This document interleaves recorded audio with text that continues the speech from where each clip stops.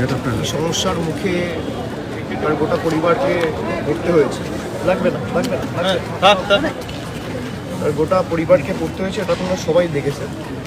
এবং আমার সোনালির সাথে ফিরে আসার পর দেখা করার কথা ছিল, যেহেতু একটা শারীরিক সমস্যা ছিল সেই জন্য আমি বলেছিলাম যে দরকার হলে আমি যখন যাবো কষ্ট করে ট্রেনে বা বাসে এসো না। যাই হোক, আমার আজকে পূর্ব নির্ধারিত কর্মসূচি ছিল এবং ও গত পরশুদিন খুব সম্ভবত অ্যাডমিট হয়ে কালকে বাচ্চাটা জন্ম হয়েছে।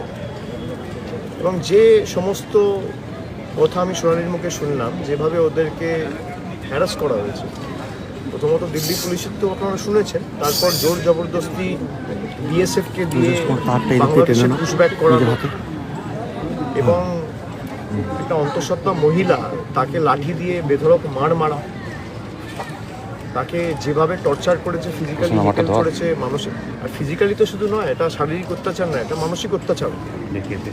রাতের পর রাত বনে জঙ্গলে কাটাতে হয়েছে, এই অবস্থায় নদী পেরিয়েছে, জঙ্গলে থেকেছে, সবই আমাকে খুলে বলল।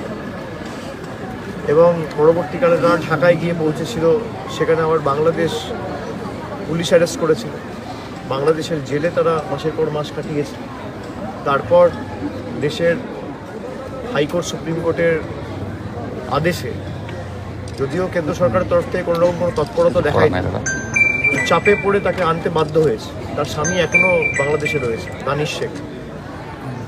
যেভাবে যে কষ্টের মধ্যে দিয়ে গত 7-8 মাস সে কাটিয়েছে, আমি মনে করি এটা প্রথমত এটা চিন্তা করাই খুব কষ্টের। এবং বাচ্চাটা বিশেষ করে যে সমস্ত ঘটনার সাক্ষী বা যে সমস্ত ঘটনা জন্ম হওয়ার সাথে সাথে যখন থেকে সোনালি অন্তঃসত্ত্বা হয়েছে, একটা বাচ্চার উপর যা টর্চার, আমি মনে করি এটা মানুষের কষ্ট বা মানুষের চোখের জলের একটা মূল্য বিজেপিকে এবং কেন্দ্র সরকারকে চোখাতে হবে। খালি একটাই দোষ, বাংলায় কথা বলে, বাংলায় লেখাপড়া করেছে, বাংলায় থেকেছে, বাঙালি, এই তো, আর তো কিছু নয়। তার বাবা মায়ের ভোটার লিস্টে যখন নাম রয়েছে 2002 সালে, আপনি কিভাবে বাংলাদেশি বলে জোর জবরদস্তি বাংলাদেশে পুশব্যাক করে পাঠান?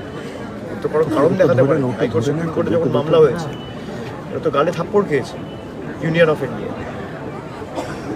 আজকে আমি দেখা করলাম, যেহেতু ইনফেকশন হওয়ার একটা প্রবণতা রয়েছে, আমি আর বাচ্চাদের কাছে যাই, কারণ আমরা মিটিং থেকে এসেছি, অনেক লোকজনের সাথে দেখা করি নিজেরা, তো একটা ইনফেকশন হওয়ার একটা প্রবণতা থাকে।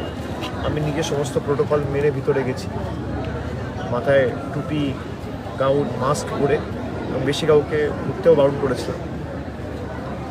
সোনালি এবং ওর মা আমাকে অনুরোধ করেছে যে বাচ্চাটার নাম রাখার জন্য। আমি প্রথমে ওদেরকেই অনুরোধ করলাম যে আপনারা যে প্রতিকূলতা সমস্যার মধ্যে দিয়ে গেছেন, আপনাদেরই উচিত বাচ্চাটার নাম রাখা। এবং তারপরেও তারা আমাকে রিকোয়েস্ট করে, আমি বাচ্চাটার নাম রেখেছি আপন। তার কারণ যেভাবে পর করে বাংলাদেশে ঠেলে দিয়েছে, এটা সকলেই আমাদের আপন, তাই বাচ্চাটার নাম রাখা হয়েছে আপন। এবং আমি আবার কয়েক মাসের মধ্যে তাদের বাড়িতে গিয়ে নিজে আরেকবার দেখা করে আসবো। এবং দানিশের কেসটাও আজকে সুপ্রিম কোর্টে ছিল, সুপ্রিম কোর্ট থেকে আবার কেন্দ্র সরকার একটা সময় চেয়েছে, যেহেতু তাদের কাছে কোনো সদুত্তর নেই এবং খুব সম্ভবত সেটা আবার 19 তারিখ হিয়ারিং হবে।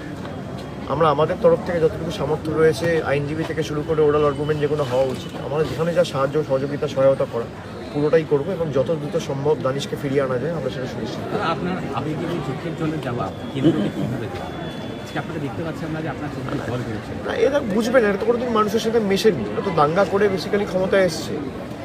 বিজেপি যে 11 বছর ধরে ক্ষমতায়, আজকে ধরুন এসআইআর এর ক্ষেত্রে আমি শুনছি অমর্ত্য সেনের মতো লোককে নোটিশ পাঠানো হচ্ছে।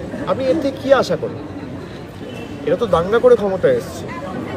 মমতা বন্দ্যোপাধ্যায় আন্দোলন করে, লড়াই করে সিপিএমকে ক্ষমতাচ্যুত করেছে, পরবর্তীকালে 3 বার মুখ্যমন্ত্রী হয়েছে, একাধিক উন্নয়নমূলক প্রকল্প একের পর এক মানুষের দোরগোড়ায় পৌঁছে দিয়েছে। এর থেকে আশা করাই উচিত। এরা কোনোদিন বোঝে যে মায়ের চোখের জলের দাম কি? ভুগতে হবে। যারা বাংলার মানুষকে কষ্ট দিয়েছে, বাংলার 10 কোটি মানুষের কান্না বৃথা যাবে। আজকে যারা ক্ষমতার দম্ভে কার্যত অন্ধ হয়ে গেছে, ক্ষমতার মোহে অন্ধ হয়ে গেছে। তাদেরকে উচিত শিক্ষা বাংলার 10 কোটি মানুষ। অমর্ত্য সেন কেন্দ্রের বিরুদ্ধে কথা বলে বলেই কি অমর্ত্য সেনকে এরকম নোটিশ পাঠানো হয়েছে? মানে একটা সময় তার বাড়ি আমরা দেখেছি রীতিমতো তার সে তো আপনাদের মনে যখন এই প্রশ্ন উঠছে, আমি ভাববো নিশ্চয়ই এই প্রশ্নের কোনো যথার্থতা রয়েছে। সাংবাদিক হিসেবে যখন প্রশ্নগুলো আপনার মনে উঠছে,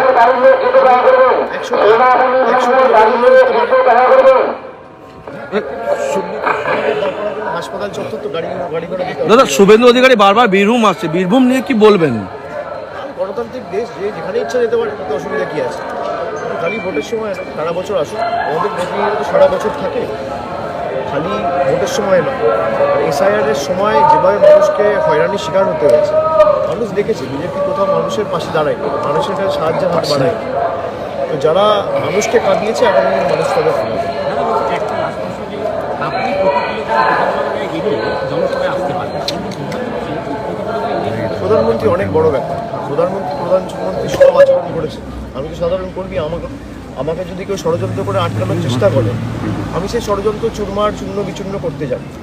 আমি সেই ষড়যন্ত্রের বেড়াজাল বা চক্রব্যূহ ভেঙে চূর্ণ বিচূর্ণ করে কোথায় কী করতে হবে আমি জানি। আমার আজকে আসার কথা ছিল 1টার সময়, কলকাতা থেকে 11:30টার সময় রওনা দেওয়ার কথা ছিল। আমি অপেক্ষা করি 12টা অবধি। তারপরে আমি বুঝে গেছি, যখন দেখলাম যে এদের চাল ঠিক না, তখনই আমি বুঝে গেছি। তখন আমি ঝাড়খণ্ডের মুখ্যমন্ত্রী দপ্তরে যোগাযোগ করে তাদের সাথে কথা বলে আমি ধন্যবাদ দিই। তারা ইমিডিয়েটলি তাদের হেলিকপ্টারটা ওখান থেকে ডিলিং করে পাঠিয়ে আমাদের সঙ্গে সঙ্গে কলকাতায় পাঠিয়েছে, যাতে আমি আসতে পারি। আমার আসতে হয়তো একটু কাল বিলম্ব হয়েছে, অনেক মানুষ মাঠে ছিল। আমি যখন হেলিপ্যাড থেকে সভামঞ্চের দিকে যাচ্ছিলাম, দুধারে যেভাবে সাধারণ মানুষের সমাগম, আমি কৃতজ্ঞ মানুষের কাছে। আর যারা রাস্তায় ঘন্টার পর ঘন্টা দাঁড়িয়ে আছে, তারা শুধুমাত্র এক ঝলক দেখা বা কথা শোনার জন্য আসে না, তারা সিদ্ধান্ত নিয়ে আসে যে যেটুকু বিজেপির মানে বুথে ক্ষমতা বা প্রভাব বা অস্তিত্ব রয়েছে, সেটুকু ভেঙে চুরমার করে তাদেরকে ঝেঁটিয়ে বিদায় দেওয়ার